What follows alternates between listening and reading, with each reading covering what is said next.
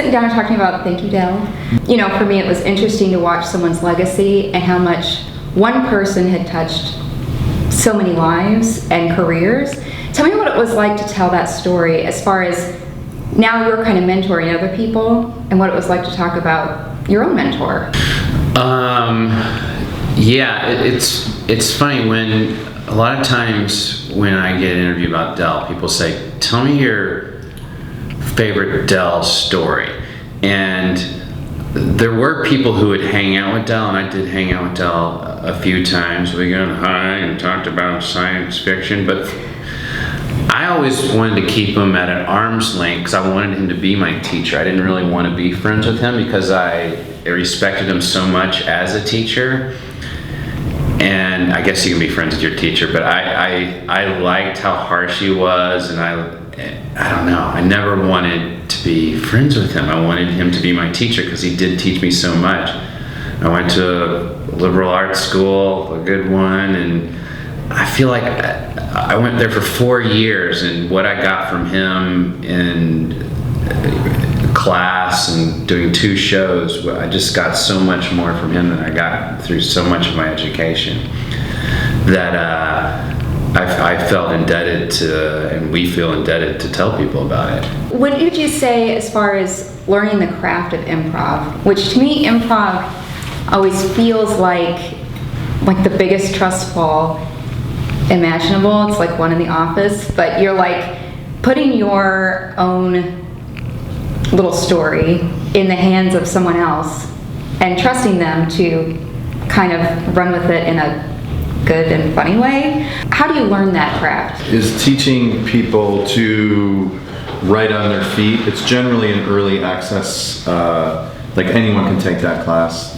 You know, we were talking earlier about business people and, you know, nurses, doctors, whatever, they take it for social reasons, etc. But I think it's a beginner's step into theater, quite frankly, and it's an art form that teaches early on the yes and of it all, like an agreement on the shared space and the shared relationship you have.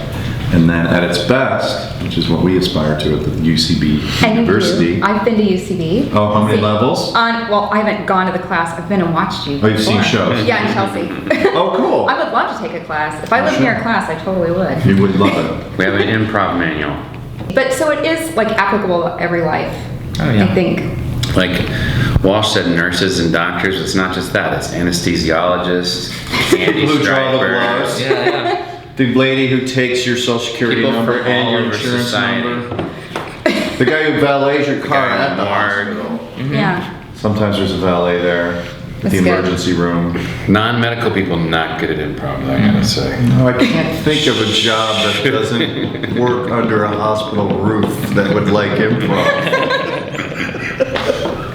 Oh my goodness. Tell me too about failure. Like I feel like that I was. know about it. Next. Oh, I know all about it. But like, how much do you think somebody who's studying improv needs to fail to learn how to do it better? In our documentary, we have a group that has just started. They haven't been doing it 6 months when they perform at our marathon. And they fail. I know. And they fail pretty hard. We had the guy that's in the group that's pretty much the star of the film. Right. He was at the premiere yesterday, and you asked him when he got off stage, you're like, did you feel embarrassed seeing that? Because it's kind of hard to see yourself bomb. But God bless him, you always bomb when you're doing any kind of comedy.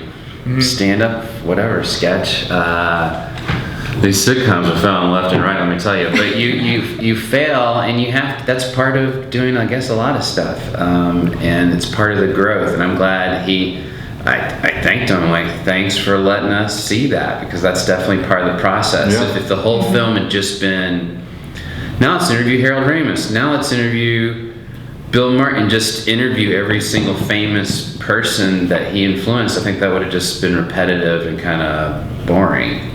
So it was good seeing neophytes just start off and see them as the audience who hasn't done improv, see the perspective they would start off of. But even within the space of the film, we see them succeed too. You know, it's good to see that it takes time and that improv is an art it's not, I think a lot of times people are really good at it. You see it and you're like, oh, anybody can do that. But that's not the case. It's a hard form to learn. And I thought it was really revealing of what really goes into that work. Yeah, it's where you see something like someone playing an electric guitar and you're like, oh my God, that seems like that would take forever to learn and years of practice. But then you see improv, just people talking on stage and you're like, I'm funny, I can do that. And that's what I thought. I was a stand-up before I did improv, and I succeeded at stand-up, so I felt like, oh, I'm already funny.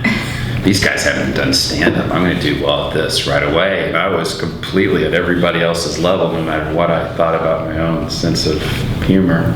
Yeah. Well, thanks for talking to me. Oh, about thank the you. film. It was Thank you. really good. I'm glad I was in the center. I didn't You say didn't a word. Well, say something. This is the I just director. did. That's it. I think that you summed it up really well. Yeah, thank you.